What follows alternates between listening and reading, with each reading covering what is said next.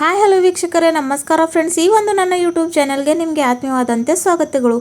Friends, ನೀವು ನಂಬುತ್ತೀರಾ, ಈ ಒಂದು ರೆಮಿಡಿನ ಹಚ್ಕೊಂಡಿದ ನಂತರ ನಿಮ್ಮ ಕೂದಲು ಈ ಥರ ಉದ್ದವಾಗಿ ದಪ್ಪವಾಗಿ ಜೊತೆಗೆ ಸಿಲ್ಕಿ ಶೈನಿ ಹಾಗೂ ಸಾಫ್ಟ್ ಕೂಡ ಆಗುತ್ತೆ ಅಂತ ನೀವು ನಂಬಲೇಬೇಕು. ಯಾಕಂದರೆ ಅಷ್ಟೊಂದು ಒಳ್ಳೆಯ ಈ ಒಂದು ರೆಮಿಡಿ.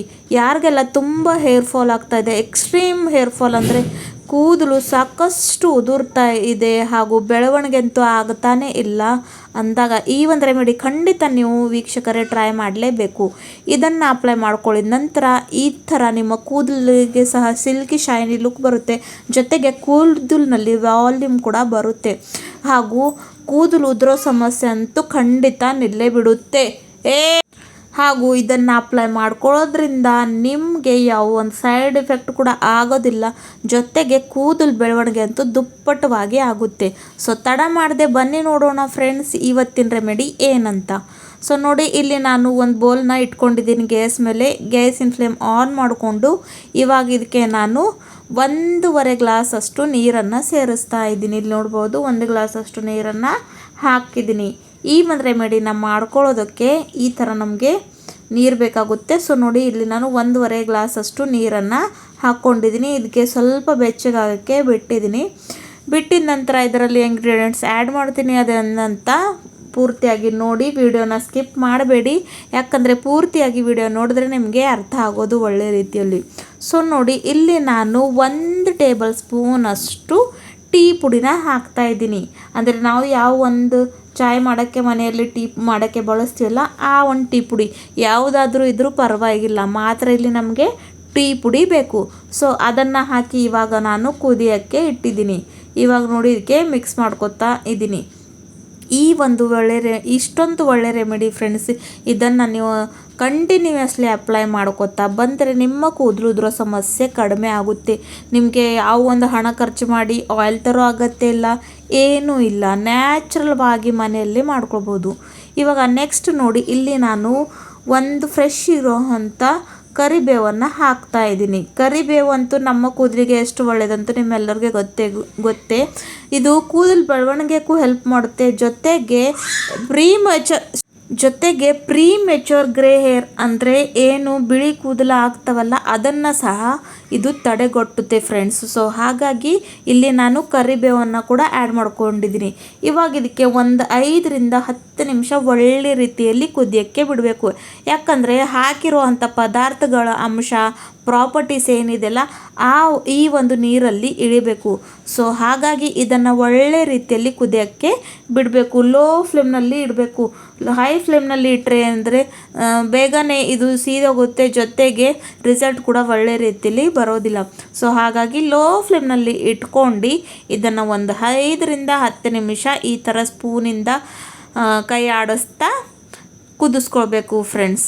ಈ ಒಂದು ರೆಮಿಡಿ ನೀವು ಖಂಡಿತ ಕಂಟಿನ್ಯೂಯಸ್ಲಿ ಟ್ರೈ ಮಾಡಿದ್ರೆ ನಿಮ್ಮ ಕೂದಲು ಉದುರೋ ಸಮಸ್ಯೆ ಅಂತೂ ಕಡಿಮೆ ಆಗುತ್ತೆ, ಜೊತೆಗೆ ಕೂದಲು ಸಿಲ್ಕಿ ಆಗುತ್ತೆ, ಶೈನಿ ಆಗುತ್ತೆ. ಯಾಕಂದರೆ ನೋಡಿ, ಟೀ ಪುಡಿಯಲ್ಲಿ ಕ್ಯಾಫೀನ್ ಅಂತ ಒಂದು ಪದಾರ್ಥ ಇರುತ್ತೆ. ಇದು ನಮ್ಮ ಕೂದಲು ಬೆಳವಣಿಗೆಗಾಗಿ ಸಾಕಷ್ಟು ಇಂಪಾರ್ಟೆಂಟು ವೀಕ್ಷಕರೇ. ಸೊ ಹಾಗಾಗಿ ಅದನ್ನು ಇಲ್ಲಿ ಹಾಕಿದ್ದೀನಿ. ಈ ಥರ ನೋಡಿ, ನ್ಯಾಚುರಲ್ ರೆಮಿಡೀಸ್ ಮಾಡಿಕೊಂಡ್ರೆ ಕೂದಲಿಗೆ ಸಾಕಷ್ಟು ಉಪಯೋಗ ಬರೋಂಥದ್ದು, ಜೊತೆಗೆ ಯಾವ ಕೂಡ ಒಂದು ಸೈಡ್ ಎಫೆಕ್ಟ್ ಆಗೋದಿಲ್ಲ. ಇದರಿಂದ ನಿಮಗೆ ಯಾವ ಒಂದು ಹಾನಿ ಇಲ್ಲ. ಯಾವ ಏಜು ಇದ್ದರೂ ಆ ಒಂದು ಏಜು ಜನರು ಇದನ್ನು ಟ್ರೈ ಮಾಡ್ಕೊಳ್ಬಹುದು. ಮಕ್ಕಳಿರಲಿ, ವಯಸ್ಕರಾದ ಇರಲಿ, ಯಾರೇ ಗಂಡು ಇರಲಿ ಹೆಣ್ಣು ಇರಲಿ, ಪ್ರತಿಯೊಂದು ಜನ ಈ ಒಂದು ರೆಮಿಡಿನ ಹಚ್ಕೊಳ್ಬೋದು. ಯಾಕಂದರೆ ಇಲ್ಲಿ ಯಾವುದೇ ಒಂದು ಕೆಮಿಕಲ್ ಇಲ್ಲ, ಟೀ ಪುಡಿ ಹಾಗೂ ಕರಿಬೇವಿದೆ. ನಿಮಗೆ ಇದರಲ್ಲಿ ಯಾವುದಾದ್ರು ಒಂದು ಎಲರ್ಜಿ ಇದ್ದರೆ ಅಂದರೆ ನೀವು ಅದನ್ನು ಸ್ಕಿಪ್ ಮಾಡ್ಕೋಬಹುದು. ಇಲ್ಲ ಅಂದರೆ ಟೀ ಪುಡಿ ನೋಡಿ, ಯಾರಿಗೂ ಇದರಿಂದ ಜಾಸ್ತಿ ಜನರಿಗೆ ಏನು ಅಪಾಯ ಆಗೋದಿಲ್ಲ. ಸೊ ಹಾಗಾಗಿ ಈಸಿಯಾಗಿ ನೀವು ಹ್ಯಾಪಿಯಾಗಿ ಈ ಒಂದು ರೆಮಿಡಿನ ಅಪ್ಲೈ ಮಾಡ್ಕೋಬೋದು. ಸೊ ನೋಡಿ, ಇವಾಗ ಅದು ಕುದ್ದಾಯಿತು, ಕಲರ್ ಎಷ್ಟು ಒಳ್ಳೆ ರೀತಿಯಲ್ಲಿ ಬಂದಿದೆ ಅಂತ ಇಲ್ಲಿ ನೀವು ನೋಡ್ಬೋದು.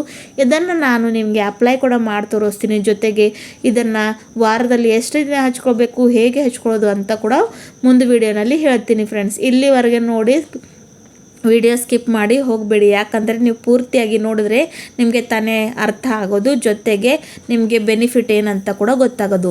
ಇಲ್ಲಿ ನೋಡಿ, ಇದು ಇವಾಗ ನಾನು ತಗೊಂಡಿದ್ದೀನಿ. ಇಲ್ಲಿ ನೋಡಿ, ನಾನು ತೊಗೊಂಡಿರೋದು ಕಪ್ಪು ಜೀರಿಗೆ, ಕಲವಂಜಿ ಸೀಡ್ಸ್.